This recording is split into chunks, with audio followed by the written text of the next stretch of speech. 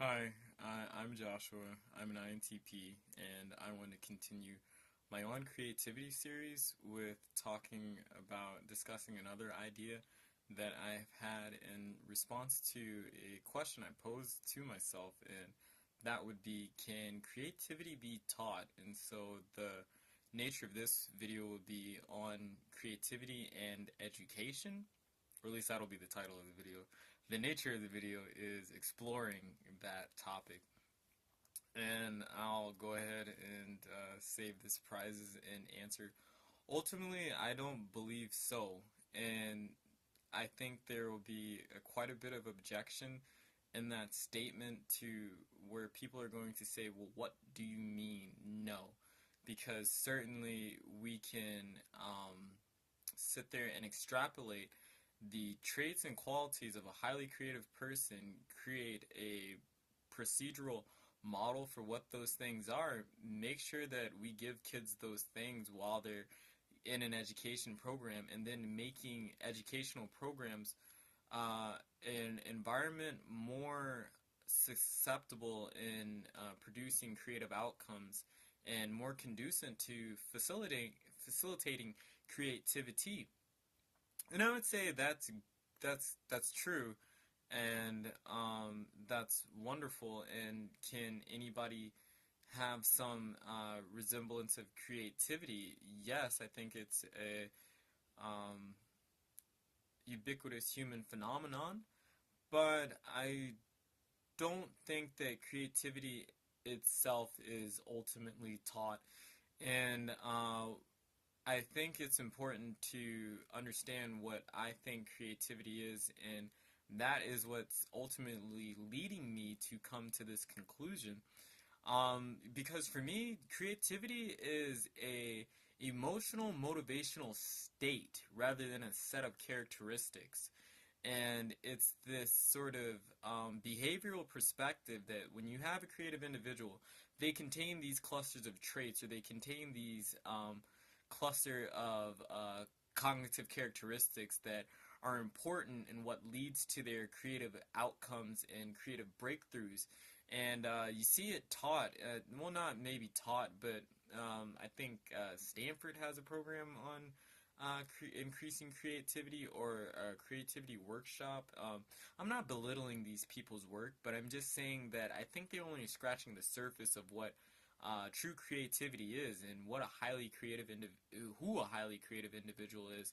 And I would say creativity is a emotional, motivational state, because it seems to be more than just a cluster of traits, and it seems to be a phenomenon itself, which is comprised of a multitude of other phenomenon,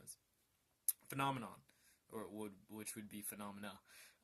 So let me describe further and what I mean. And I've really arrived to this conclusion through case studies. That's something that you hear quite a bit of researchers in creativity or neuroscience doing when they're sitting here and trying to understand the phenomena of creativity in an individual. And I just decided I'd do the same, and coming up with a conclusion. And the thing that I notice is that creativity has quite a few variables that cluster together that make it a thing, or make it possible.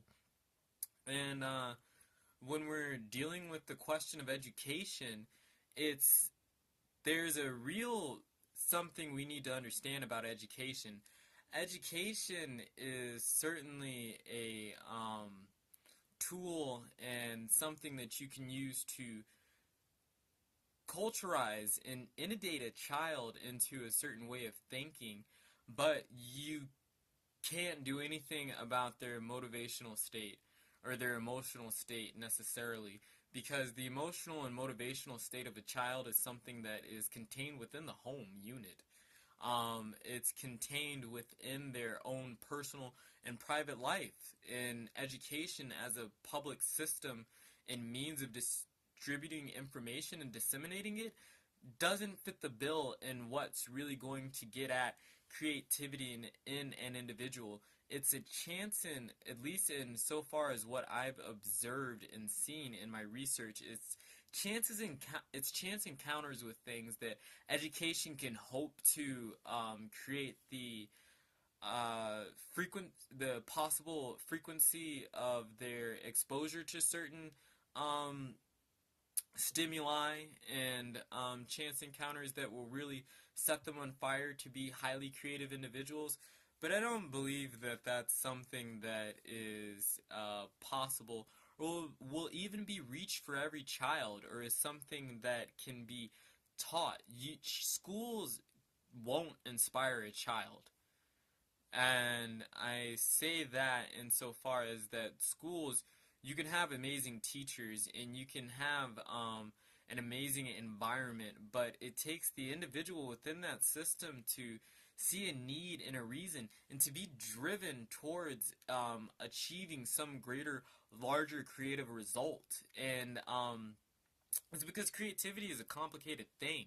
I don't think the definition I use of creativity is one that's standard in the research community as it being the ability to generate novel and useful ideas. But I think that that definition, because of how brief it is, doesn't quite show just how damn complicated and how hard that is.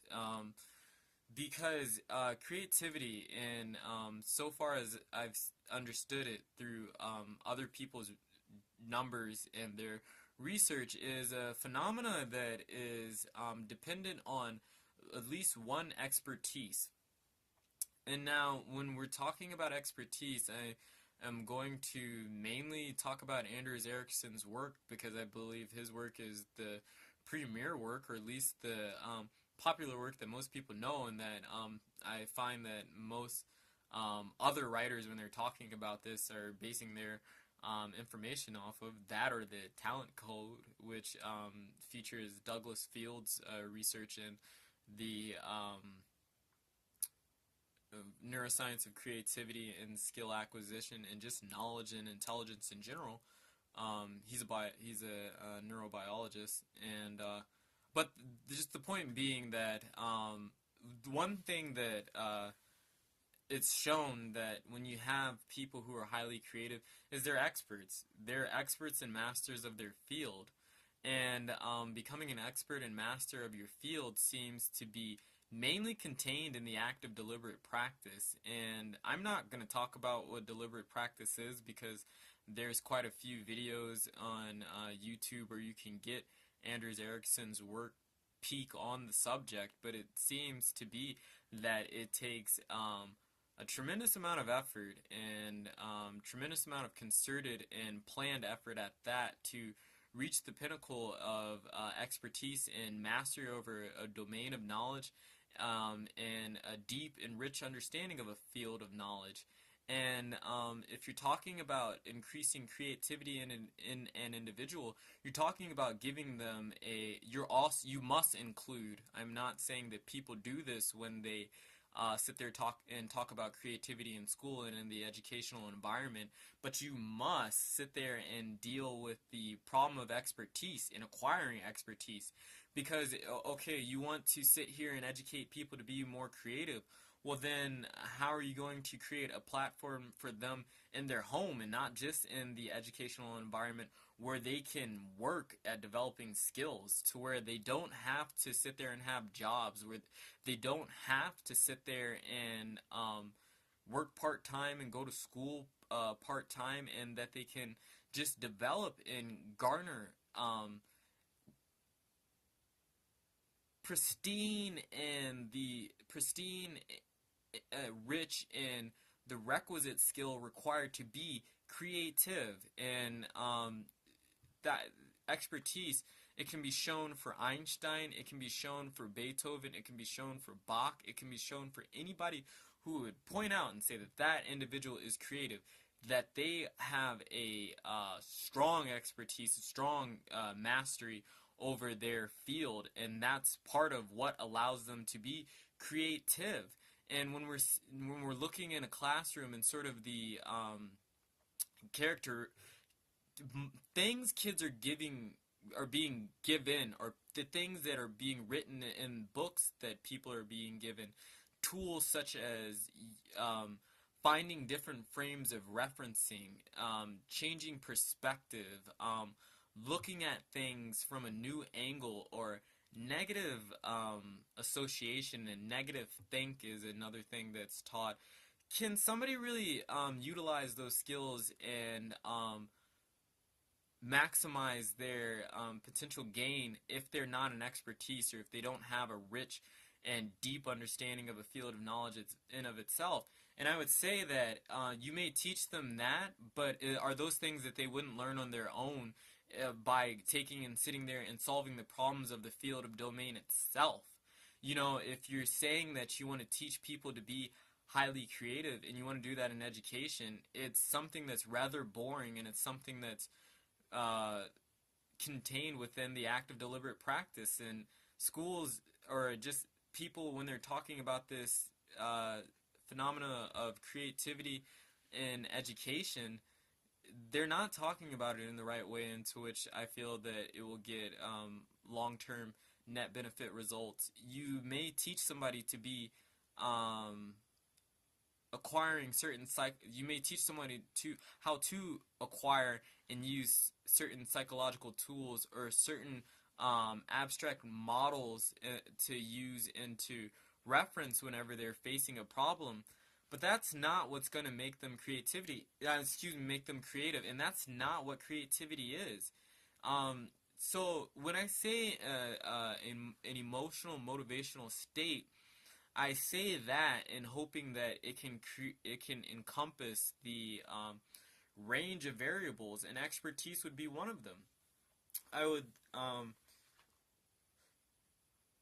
I would then say there is a personality aspect to creativity too, and saying that maybe no personality is more creative than the other, but certain personalities are driven to practice more, and some people are just born with certain psychological dispositions, such as schizotypy and low latent inhibition, that predispose them to being um, more willing to pay attention to meaningless information, quite honestly, and more willing to seek novelty within the environment, and imbuing novelty on things that seem rather rote and mundane.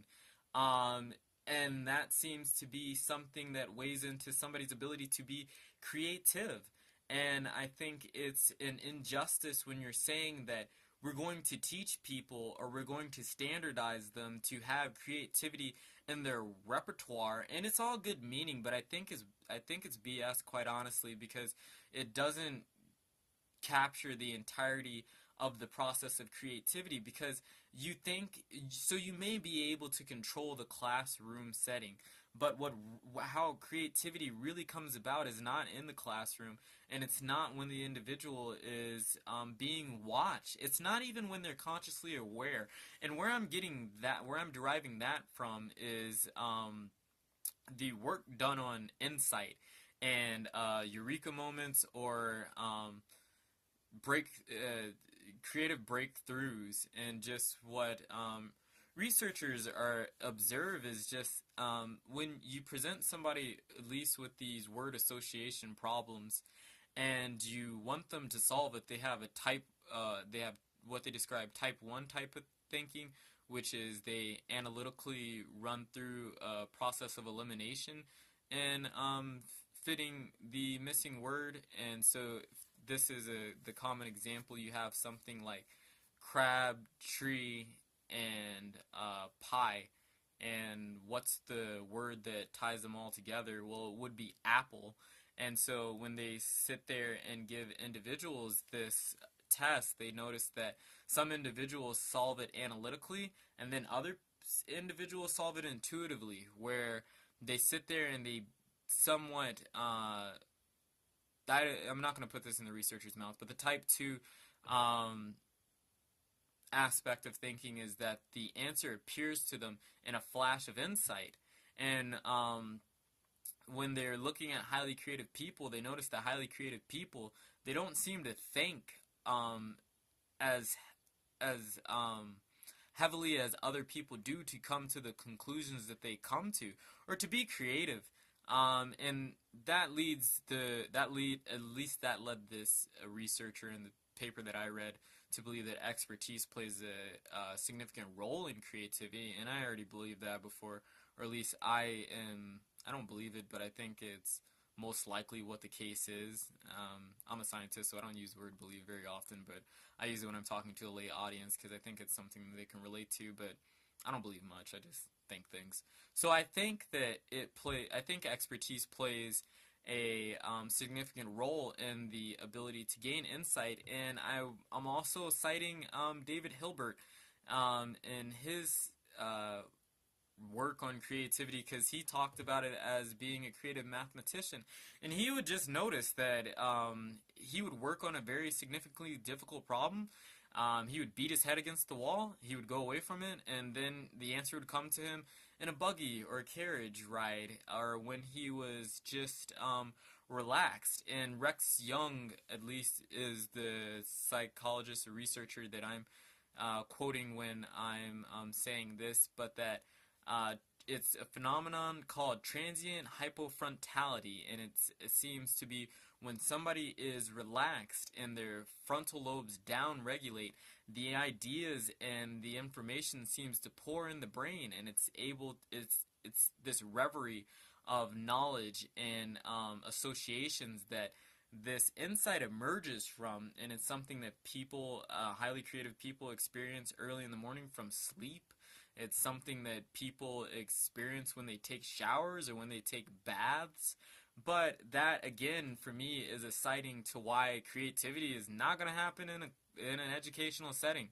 Because you're sitting there trying to teach them something and forcing them to overcome and deal with ignorance, which is a stressful thing. The creativity is going to happen outside of the educational setting. And I guess somebody would say, then, does that mean that they shouldn't sit there and teach them the tools?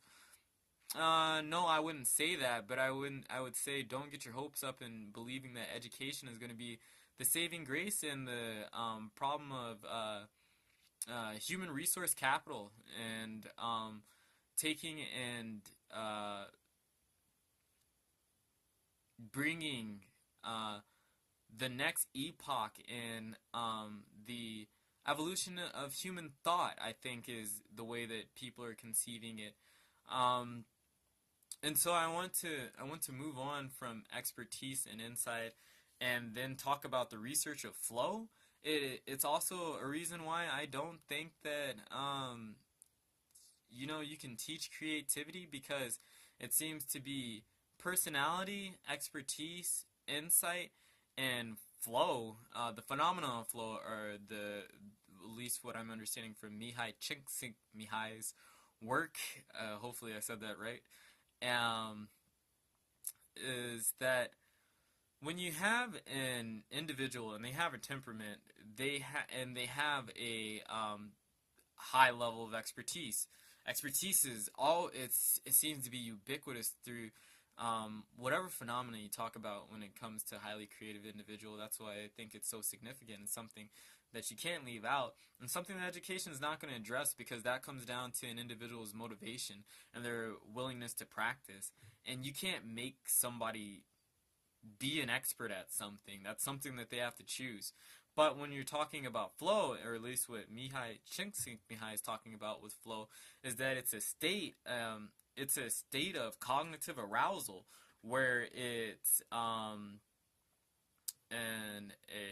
arousal of the fight or flight response, and a down regulation of the frontal lobes at the same time. That it's a very intense phenomena where, people get highly focused, but at the same time they get so focused that they let go of the world, and they let go of the factors that they would normally consider in judging an idea or judging a situation. They're put at a nexus point between the right level of difficulty and their expertise to suddenly reach this continuum between what's known and unknown, and derive a tremendous amount of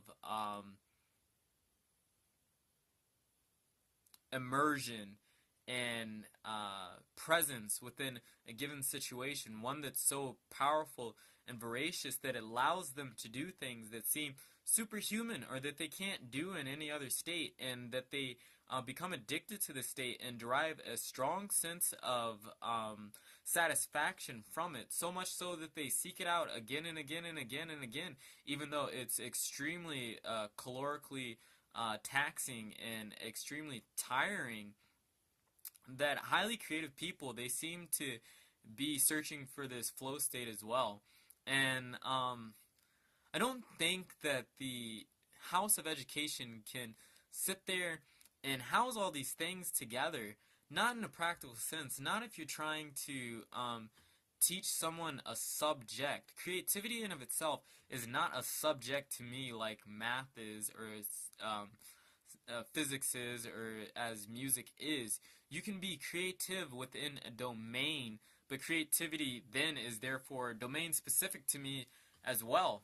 So I don't think it can be taught in schools. I think that there's too much to what creativity is, that you can't teach somebody to how to experience and reach flow. It's something that they have to sit there and meet through a random encounter with a certain problem that has the right level of difficulty towards their expertise. Can you sit there and go in a classroom environment and try to make that more likely to happen? Yes, but it doesn't guarantee anything. And you're not really teaching them anything. You're facilitating things. I should think that the idea that creativity can be taught should be eliminated. But we should have the idea that we can help facilitate it and get the hell out of its way, but not really that you can teach anybody to be creative. People are creative, and that's what they are. And it's not anything that's going to be taught into them. It's something that can be inhibited and educated out of them, but it doesn't seem to be something that you can teach somebody. Not to the not to the extent that carrots and sticks motivation works to sit there and get somebody to do something or to act or to be creative. It's so fascinating and interesting, and I'm pulling this from Dan Pink's work in his book Drive, that people, they ascribe to mastery, they ascribe to autonomy, and they ascribe to purpose. And I don't think these are things that that the educational system can provide a person in of itself. And I don't, you know, can it help with mastery? Yes. It's, to me, an exact opposition to autonomy. I think that's, again, why you won't see creativity in an educational environment. It's too damn directed. And purpose. Purpose or meaning is so necessary to human existence that it is an impetus for creativity. And just the complex nature of creativity, to me, makes it something that can't be taught. It's something that can be cold and cultivated and aggregated over time and facilitated to express itself more readily, but not something you're going to teach somebody. So those are my thoughts on education and creativity. Let me know what you think.